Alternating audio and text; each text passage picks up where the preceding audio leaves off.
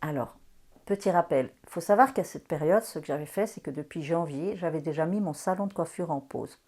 Parce que j'avais vraiment envie de mettre à jour ce nouveau projet qui était de créer une formation dédiée aux coiffeurs, en tout cas autour du décodage capillaire émotionnel pour tout pratiquant du métier de la coiffure. Et tout ça en formation digitale.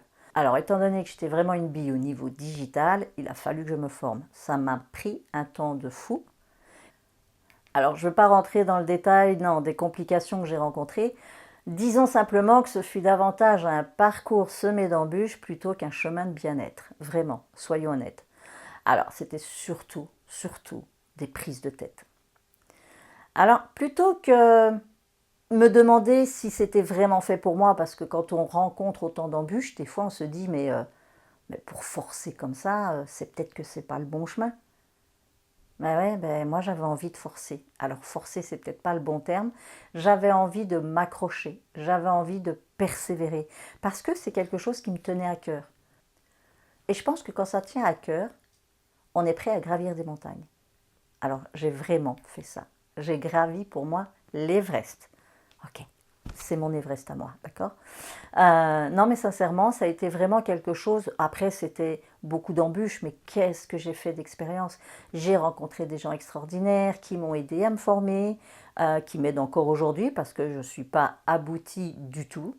Mais j'ai envie de vous dire que, eh bien, parfois, l'acharnement, la ténacité plutôt, et même la persévérance, eh bien, c'est pas toujours un obstacle. Non, parce que vraiment, j'y ai tellement mis, je vous dis, mes tripes et mon cœur, que cet objectif, qui pour moi était presque une mission, eh bien, c'était de faire entendre un message qui me tient profondément à cœur. Alors pourquoi j'ai tant persévéré et pourquoi ça me tenait tant à cœur? Parce que j'ai un message à faire passer.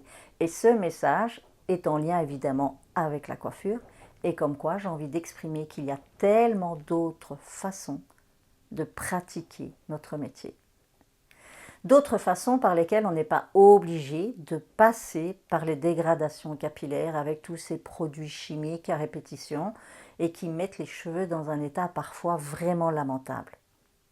Alors ce qui est devenu essentiel pour moi, c'était plus l'apparence des clientes qui venaient me voir, non. Mais ce qui m'avait touchée au fil du temps, c'était les émotions qu'elles portaient en elles inconsciemment lorsqu'elles venaient à leur rendez-vous. Et c'est ça que grâce au décodage capillaire émotionnel, eh ben, j'ai pu apprendre à écouter les cheveux, à écouter ce qu'ils disent de vous, mesdames. Parce qu'à travers vos cheveux, ben, c'est une histoire qui s'écrit.